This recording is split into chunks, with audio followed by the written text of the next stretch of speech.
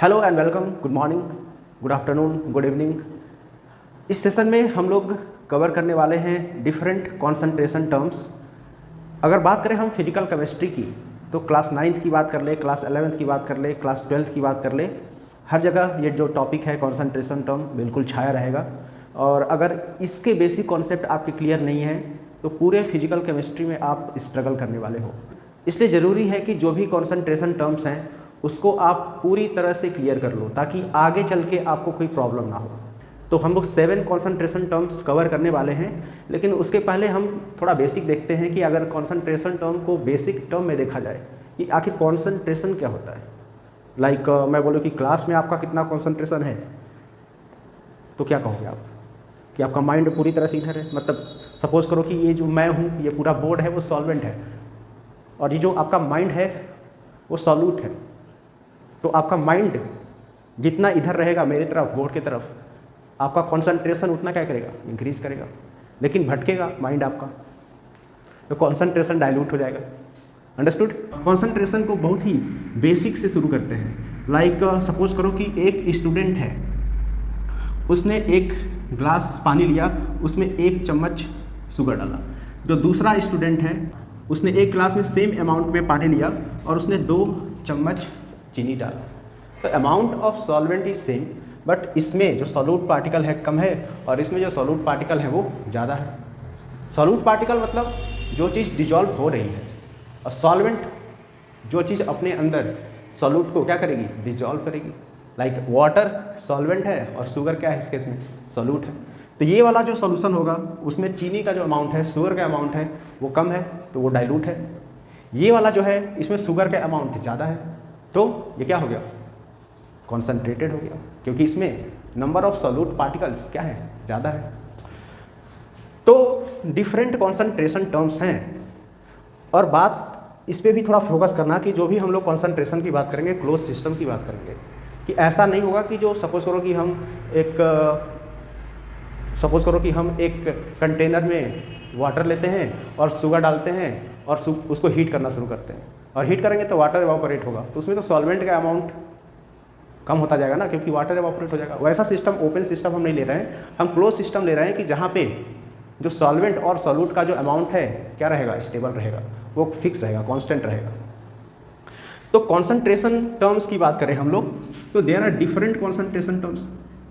तो सोचते होंगे जैसे मास बाई मास है, मास बाई मास, जिसको हम वेट बाई वेट भी बोलते हैं, या फिर सेकंड जो मास बाई वॉल्यूम है जिसको हम लोग वेट बाई वॉल्यूम भी बोलते हैं, third volume by volume, V by V, fourth very important molarity, fifth ये भी इंपॉर्टेंट है molality, 6 mole fraction, I hope mole concept है वो क्लियर है, 7 पार्ट्स पर मिलियन। तो ये 7 कॉन्सेंट्रेशन टर्म है जो आपको पढ़ने हैं। इन सब का जो यूज है डिपेंड करता है कि हम कहाँ यूज कर रहे हैं। 1 बाई 1 करके हम समझेंगे कि ये जो सारे कॉन्सेंट्रेशन टर्म्स हैं उनका यूज़ कैसे होता है, क्या फॉर्मूला है और कहाँ पे होता है। सबसे पहले हम बात करेंगे मास बाई मास की। मास बाई मास की, अगर मास बाई मास की बात करें तो सपोज करो कि मैं बोल रहा हूँ तुम्हें मास बाई मास, जिसको हम वेट बाई वेट भी बोलते हैं। सपोज करो मैं बोल रहा हूँ 10% glucose in water by mass, तो इसका क्या मतलब है कि ग्लूकोज वाटर में बाई मास कितना है, 10% है। तो जब हम बाई मास की बात करते हैं तो जो वाटर है, पूरा जो सॉल्यूशन है, उसका मास हम लोग लेते हैं 100 ग्राम और उसमें 10% क्या है, ग्लूकोज है। इट मीन्स कि 10 ग्राम उसमें क्या है, ग्लूकोज है और 90 ग्राम क्या है, वाटर है, और पूरा सॉल्यूशन का जो मास है वो कितना है, 100 ग्राम है। तो मास बाई मास का फॉर्मूला, वेट बाई वेट का फॉर्मूला क्या होता है, वेट बाई वेट परसेंटेज अगर हम निकालते हैं तो जिस कंपोनेंट का हम लोग निकालते हैं उसको कहाँ रखते हैं, ऊपर। उसको कहाँ रखते हैं, ऊपर। मतलब मास ऑफ कंपोनेंट जिसका हम निकाल रहे हैं upon mass of solution multiply by 100, क्योंकि परसेंटेज में चेंज कर रहे हैं तो multiply by 100, that is mass by mass. Normally food industry वगैरह में इसका यूज़ कर लिया जाता है मास बाई मास का। एक क्वेश्चन करते हैं हम मास बाई मास पे। तो calculate the mass percentage of benzene and carbon tetrachloride if 22 gram of benzene is dissolved in 122 gram of tetrachloride. तो हमें मास परसेंटेज निकालना है बेंजीन का और कार्बन टेट्राक्लोराइड का, और दोनों का मास दिया हुआ है। तो बेंजीन का जो मास है, बेंजीन का फॉर्मूला होता है C6H6, उसका जो मास दिया हुआ है 22 ग्राम, एंड कार्बन टेट्राक्लोराइड CCl4 का जो मास दिया हुआ है वो दिया हुआ है 122 ग्राम। सपोज करो हमें मास परसेंटेज किसका निकालना है, बेंजीन का, तो कितना हो जाएगा, बेंजीन का जो मास है 22 ऊपर हो जाएगा अपॉन में टोटल 22 प्लस 122 मल्टीप्लाई बाई 100। अगर हमें कार्बन टेट्राक्लोराइड का निकालना है मास परसेंटेज तो 122 अपॉन में टोटल तो सेम ही रहेगा 22 प्लस 122 मल्टीप्लाई बाई 100। इसको कैलकुलेट कर लेंगे, मास परसेंटेज निकल जाएगा। Second one is volume by volume. Second one हम जो कवर करेंगे वो है volume by volume. Volume by volume मतलब नॉर्मली हम लोग उसके लिए यूज़ करते हैं जहाँ पे दोनों कंपोनेंट क्या हो, लिक्विड हो। सपोज करो मैंने बोला 10% ethanol in water by volume, it means इस केस में जो हम वॉल्यूम लेते हैं वो कितना लेते हैं, 100 ml। टोटल सॉल्यूशन का जो वॉल्यूम है कितना, 100 ml। तो सॉल्यूशन का जो वॉल्यूम है वो 100 ml है, उसका 10% क्या है, इथेनॉल है। तो इथेनॉल इसमें कितना हो जाएगा, 10 ml, सिंपल। और इसका जो फॉर्मूला है very simple, volume of component जिसका हम निकाल रहे हैं, अगर सॉल्यूट का निकाल रहे हो तो volume of solute, volume of component upon volume of solution multiplied by 100। तो वॉल्यूम बाई क्या हो गया, वॉल्यूम। नॉर्मली मेडिकल इंडस्ट्री में इसका यूज़ कर सकते हैं हम लोग, जहाँ पे सपोज करो कि कितना परसेंट कोई कंपोनेंट है 100 ml में, वहाँ पे। Third mass by volume, mass by volume percent. Mass मतलब सपोज करो कि कोई सॉलिड है वो लिक्विड में क्या है, डिसॉल्व है, तो mass by volume. Mass by volume मतलब mass of component upon volume of solution multiply by 100। ये क्या हो गया, मास बाई वॉल्यूम। लेटर हम एक सेशन करेंगे जिसमें इन सारे जो भी कॉन्सेंट्रेशन टर्म्स है उस पर न्यूमेरिकल्स करेंगे। चौथा वेरी इंपॉर्टेंट, मोलैरिटी। 11th और 12th में तो मोलैरिटी एकदम छाया रहेगा फिजिकल केमिस्ट्री में, मोलैरिटी। अब यहाँ पे आ जाता है नंबर ऑफ मोल्स की बात। क्या आ जाता है, number of moles. I hope कि जो मोल का कंसेप्ट है वो क्लियर है। मोल का मतलब 1 मोल की अगर बात करते हैं तो उसमें 6.022 इंटू 10⁻23 पार्टिकल्स होते हैं, ठीक है।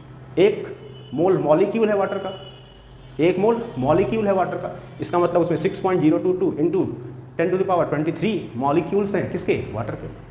अंडरस्टैंड, मैं बोलूँ 1 मोल बनाना, इसका मतलब 6.022 इंटू 10⁻23 बनाना। अंडरस्टूड। तो मोलैरिटी की बात करते हैं तो मोलैरिटी इक्वल्स टू होता है number of moles of solute upon volume of solution in litre. तो यहाँ number of moles of solute 1 litre में कितना है वो क्या होता है, molarity. Number of moles of solute in 1 litre solution is molarity. Molarity को हम कैपिटल M से डिनोट करते हैं, ठीक है। और इसकी अगर हम लोग बात करें यूनिट की तो क्या हो जाएगा, number of moles of solute that is mole पर लीटर, मोल पर लीटर। तो मोलैरिटी जो है किस पे डिपेंड कर रहा है, वॉल्यूम पे डिपेंड कर रहा है। मोलैरिटी जो है किस पे डिपेंड कर रहा है, वॉल्यूम पे डिपेंड कर रहा है। अगर हम टेम्परेचर बढ़ाते हैं तो कोई चीज़ क्या करता है, एक्सपैंड करता है। जो कॉन्सेंट्रेशन है वो क्या करेगा, डिक्रीज करेगा। वॉल्यूम क्या करेगा, इंक्रीज करेगा। मतलब वॉल्यूम पे इंक्रीज कर रहा है तो जो मोलैरिटी है वॉल्यूम के इन्वर्सली प्रोपोर्शनल है। अगर वॉल्यूम बढ़ेगा तो मोलैरिटी क्या होगी, घटेगी। तो जो मोलैरिटी है डिपेंड करता है किस पे, टेम्परेचर पे। जो नेक्स्ट हमारा कॉन्सेंट्रेशन टर्म है वो है मोलैलिटी। मोलैलिटी बहुत ही फैमिलियर साउंड करता है, मोलैरिटी R, मोलैलिटी L। इसको हम डिनोट करते हैं स्मॉल m से। Number of moles of solute B, NB मतलब number of moles of solute. Na लिखा होगा इसका मतलब number of moles of solvent. NB upon यहाँ पे होता है weight of solvent, weight of solvent वो भी किस में, kg में। तो molality is number of moles of solute पर kg सॉल्वेंट। यहाँ वेट ऑफ सॉल्वेंट है, मास है सॉल्वेंट का, और जो मास होता है टेम्परेचर पे डिपेंड नहीं करता है। दिस इज द डिफरेंस कि मोलैलिटी और मोलालिटी में क्या डिफरेंस है, कि जो मोलैलिटी है वो टेम्परेचर पे डिपेंड नहीं करता है। अगर बहुत ही ज़्यादा हाई टेम्परेचर है तो अगर इन दोनों की बात करें मोलैलिटी और मोलालिटी, दोनों में रिलायबल कौन है, किस पे ज़्यादा हम फेथ कर सकते हैं, तो मोलैलिटी, क्योंकि मोलैलिटी किस पे डिपेंड नहीं करता है, टेम्परेचर पे। टेम्परेचर बढ़ेगा तो ये जो है बढ़ जाएगा, वॉल्यूम बढ़ जाएगा, मोलैलिटी घट जाएगी, लेकिन मोलैलिटी पे कोई इफेक्ट नहीं पड़ेगा। इसका जो यूनिट हो जाएगा क्या हो जाएगा, मोल पर केजी, मोल पर केजी। क्वेश्चन करते हैं मोलैरिटी पे। Question is calculate the molarity of solution containing 5 gram of NaOH in 450 ml। तो 5 gram of NaOH is given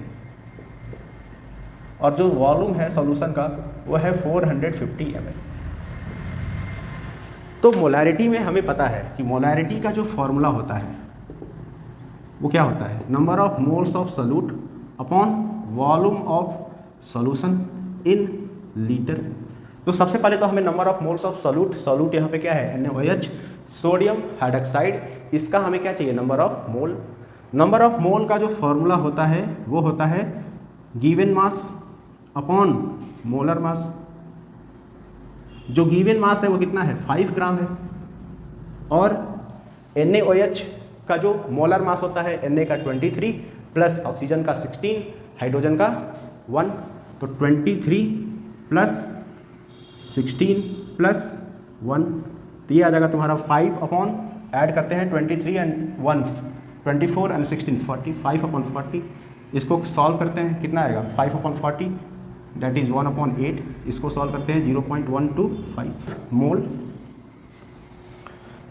हमें नंबर ऑफ मोल निकल गया। Volume of solution is 450 ml, उसको लीटर में चेंज कर लेंगे तो मोलैरिटी कितना हो जाएगा, 0.125 upon volume of solution 450 litre में चाहिए हमें, तो मल्टीप्लाई बाई 10⁻³ इसको सॉल्व कर लेंगे, क्या निकल जाएगा, मोलैरिटी निकल जाएगा। तो क्वेश्चंस न्यूमेरिकल की ही बात करें तो अगर आपके जो कॉन्सेप्ट्स हैं वो क्लियर है कि अच्छा number of moles of solute वो निकालना है, उसको कैसे निकालेंगे, उसका फॉर्मूला पता होना चाहिए आपको। फिर वॉल्यूम ऑफ सॉल्यूशन 450 ml है तो लीटर में कैसे कन्वर्ट करना है ये भी पता होना चाहिए कि 1 लीटर में कितना ml होता है, 1 ml को चेंज करेंगे लीटर में तो क्या करेंगे, ये भी पता होना चाहिए। उसके बाद सब कुछ पुट कर देंगे। तो अप्रोच, न्यूमेरिकल सॉल्व करने के लिए जो अप्रोच की ज़रूरत पड़ती है कि क्या क्या चीज़ें गिवन है, उससे आप अपने रिजल्ट पे कैसे पहुंच सकते हो, किस तरह से आप फार्मूलाज का यूज़ करोगे। Next is mole fraction. Mole fraction, mole fraction, mole fraction को हम डिनोट करते हैं इस सिंबल से। हमें निकालना है मोल फ्रैक्शन ऑफ सॉल्यूट, मतलब इस वन इक्वल्स टू क्या हो जाएगा, अपॉन में तो टोटल नंबर ऑफ मोल्स आएगा, अपॉन में क्या आएगा, total number of moles that is Na plus Nb। हमें क्या चाहिए, किसकी मोल फ्रैक्शन निकाल रहे हैं, सॉल्यूट की, तो ऊपर क्या आ जाएगा Nb। अगर हम मोल फ्रैक्शन किसका निकालें, सॉल्वेंट का, तो दैट इज Na, मतलब number of moles of solvent upon total number of moles of solution Na plus Nb। Next one is very important, parts पर मिलियन। पार्ट्स पर मिलियन ppm, इसका use वहाँ होता है जहाँ पे इसका यूज़ वहाँ पे होता है जहाँ पे जो सॉल्यूट है या फिर जिस कंपोनेंट को हम कंपेयर कर रहे हैं उसकी जो क्वांटिटी है वो बहुत ही ज़्यादा कम है। सपोज करो कि एयर की क्वांटिटी बहुत ज़्यादा है, उसमें सपोज करो पॉल्यूटेंट की क्वांटिटी कम है, तो पॉल्यूटेंट को टोटल वॉल्यूम ऑफ एयर से क्या कर रहे हैं, कंपेयर कर रहे हैं, तो वहाँ पे किसका यूज़ करेंगे, ppm का।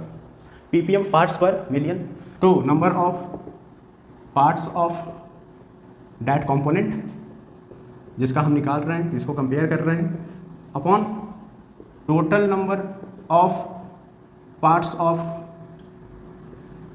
कंपोनेंट। तो ppm अगर निकालना है किसी भी कंपोनेंट का, द सॉल्यूशन, और यहाँ मल्टीप्लाई हम 100 से नहीं करके मिलियन, तो 10 टू द पावर क्या करेंगे 6। सपोज करो कि बहुत ही ज़्यादा वाटर है, उसमें एक पिंच तुमने क्या डाल दिया, नमक डाल दिया, तो जो नमक सॉल्यूट पार्टिकल है उसकी जो क्वांटिटी है इन कंपैरिजन टू वाटर वो बहुत ही क्या है, कम है। उसका जो नंबर है सॉल्यूट पार्टिकल का क्या है, बहुत ही ज़्यादा कम है, तो वहाँ पे हम यूज़ करेंगे किसका, ppm का। अंडरस्टूड।